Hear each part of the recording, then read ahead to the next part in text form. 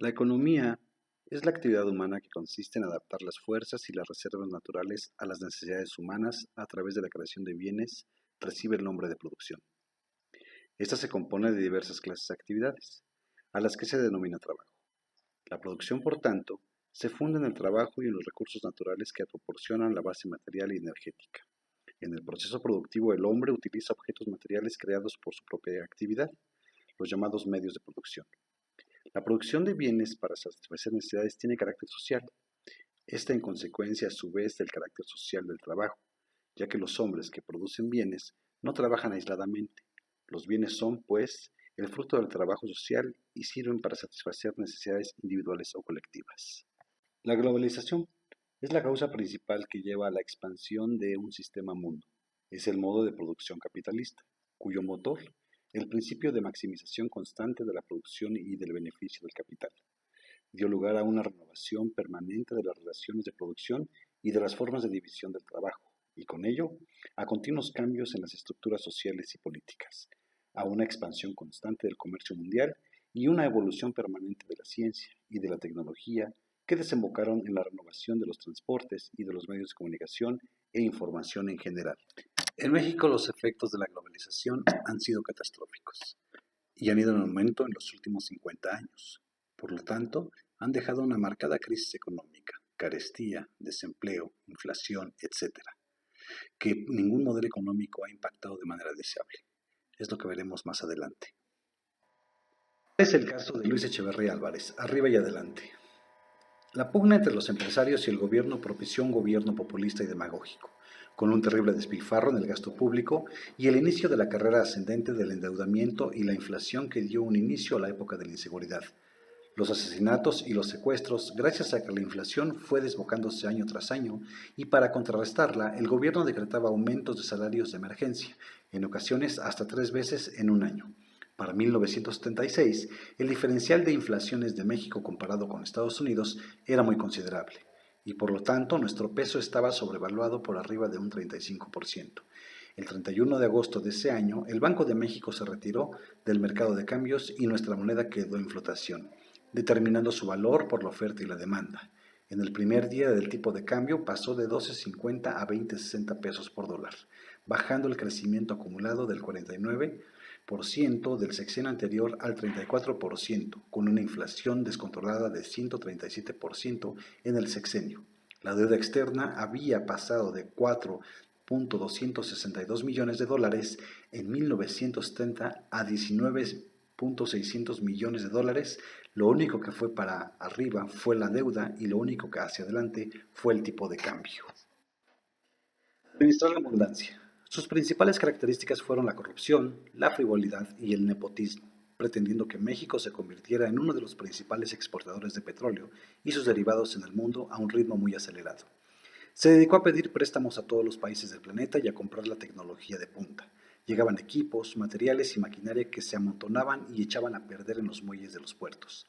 Para cuando las plataformas estaban listas, había que pedir más dinero para repararlos o reponerlos mientras que los precios del petróleo bajaban en el mercado internacional. De ahí los conocidos discursos de o nos pagan el gas al precio que nos lo fijamos, o en el caso contrario, mejor lo quemamos. Y el más trascendente, defenderé nuestro peso como un perro. El resultado fue un gobierno que originó quiebras de empresas, adquirió el sistema bancario para controlar el crédito y creó dependencias inútiles que provocaron una deuda externa creciente de 19.600 millones de dólares en 1976 a 58.874 millones de dólares al cierre del sexenio, con una inflación superior al 100%, en más de un año y un tipo de cambio de 22 pesos al inicio hasta un 150 al final de su periodo presidencial, por lo que la única abundancia administrada fue la del propio presidente. Miguel de la Madrid Hurtado, de frente a combatir la corrupción. Uno de los presidentes más aplaudidos desde el primer día de trabajo, donde en su primer discurso dijo: "No permitiré que el país se me deshaga entre las manos". Y la gente aplaudió como si con eso hubiéramos resuelto los problemas. Heredó un país en ruinas, sin reservas, con inflación galopante, eternamente endeudado y con una industria petrolera en hundimiento, sobre la cual se basaban los ingresos del erario. El secretario de Hacienda se convirtió en un embajador itinerante, viajando y suplicando a los bancos privados le renegociaran las deudas, por lo que durante 26 meses México no recibió un solo crédito internacional, dado que nadie creía en nosotros hasta que llegó el temblor que cambió nuestra Ciudad de México, dejándola en ruinas. Salinas de Gortari. Solidaridad. Después de su victoria en unas elecciones donde se registró una caída del sistema de cómputo, todo pareció un sueño en la administración salinista. Las reservas internacionales crecieron de 6.339 millones de dólares hasta 24.538 millones de dólares para 1994. La deuda externa disminuyó de 81.003 millones de dólares en 1988 a 78.747 millones de dólares a finales de 1993. El tipo de cambio, una vez que se le quitaron 3 ceros en 1993, pasó de 2.29 en 1988 hasta 3.32 a fines de 1993. Y la inflación a fines de 1988 fue de 51.7%, mientras que para fines de 1993 era de 8.01%. Disminuyó el déficit fiscal de 12.72% a fines de 1988 hasta prácticamente cero en 1993. Las exportaciones de bienes y servicios crecen de manera extraordinaria y pasan de 20.545 millones de dólares a 51.886 millones de dólares, lo que motiva la firma del Tratado de Libre Comercio en América del Norte en 1973, generando que la tasa líder de CETES a 28 días a finales de 1988 de 67.6% bajara hasta 12% a fines de 1993. Lo que nadie vio en su momento es que el diferencial de inflación entre México y Estados Unidos en el periodo fue del 83%, mientras que el deslizamiento del tipo de cambio fue de 42.3%, dando lugar a una sobrevaluación. El déficit en la cuenta corriente de la balanza de pagos del porcentaje del PIB creció de 1.6% en 1988 a 4.7% en 1993, mientras que el PIB fue disminuyendo el 5% en 1990 a 1.94% en 1993. Las pláticas entre el STLN, Camacho Solís y Samuel Ruiz se complicaron en febrero de 1994, donde se dictamina liberar el peso dejando de lado el sistema de bandas. Para marzo de ese año es asesinado Colosio Murrieta y se inician las fugas de capital, aunque se emiten mástes o bonos para retenerlas. Cedillo Ponce de León. Bienestar para la familia. En este caso se recibe un país montado en un polvorín. La economía se encontraba contracturada y sostenida por un hilo, al igual que la sociedad. En el mundo se sentían los efectos de la globalización y los países compartían sus problemas, inclusive de manera inconsciente, con el resto del mundo. Fue la época de los efectos económicos, de los cuales tenemos la gracia de ser precursores. Como una economía tan blanda como la que dejó Salinas, Cedillo decide dar rienda suelta a la economía para tocar fondo, permitiendo que la inflación y el tipo de cambio devasten a la nación y a partir de eso construir un modelo económico que permita dar al país una solución, así como se da el llamado error de diciembre y la subsecuente el efecto tequila, que arrastraría el mundo en un vaivén económico y especulativo, la implementación de regulaciones internacionales para temas financieros y bancarios, el auge de los instrumentos derivados y las operaciones de financiamientos respaldados por contratos a futuro generaron un nuevo horizonte para invertir en el país. Dada la privatización bancaria del sexenio anterior y la fuga masiva de capitales más la consecuencia de la crisis del 94, muchas instituciones desaparecieron, así como los ahorros de la gente, lo que obligó al Estado a responder el dinero con la modalidad de promesas de cobros reales, y es por ello que se crea el sistema de Afore en México, que debió respaldar los bonos de la IPAP.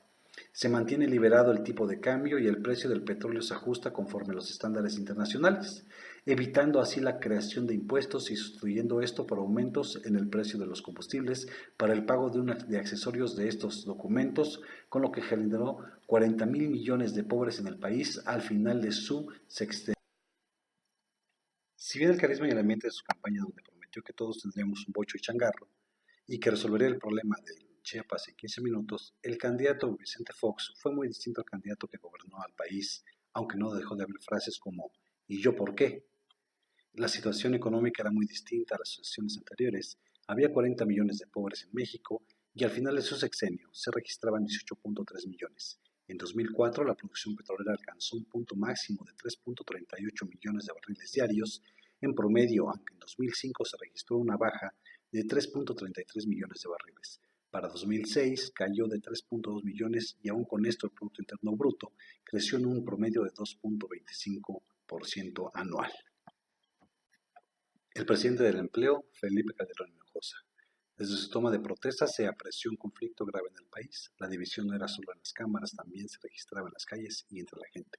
Familias completas derivaban de comentarios respecto a que si ganó las elecciones o se presumía nuevamente un fraude electoral en unas elecciones tan cerradas. Ello generó que se identificara mucha gente con la etiqueta de ustedes y nosotros, haciendo mención que había un divorcio entre los dos estratos más alejados de las clases sociales y dejando a la clase media en medio de las disputas y provocando que se tome una postura aunada a ello. El primer mandatario inició su gestión con buenos números y una economía creciente que posteriormente enfrentaría la crisis causada por Estados Unidos y que arrastró al mundo entero a una recesión mundial.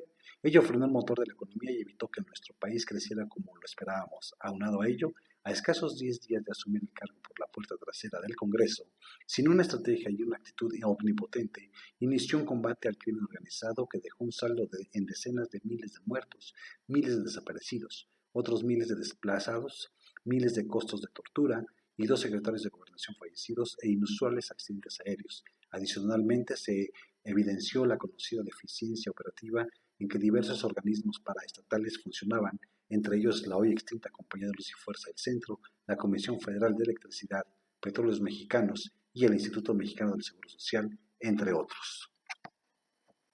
Mi compromiso es contigo. La historia se sigue escribiendo y por desgracia no creo que el compromiso sea con nosotros. Es un país que evidentemente sufre de mucho desorden, no existen los estadistas y por desgracia llevamos más de 50 años en estas condiciones tan desgarrantes. Ya sea que vamos México o para vivir mejor o cualquier eslogan, es una realidad que nuestro país no ha sido beneficiado por ninguna reforma energética ni fiscal, ni mucho menos se van a ver cambios en próximos días. Debemos hacer algo, yo creo que justamente es con educación y no con modelos económicos que hasta el día de hoy han causado tantos estragos a nuestro país.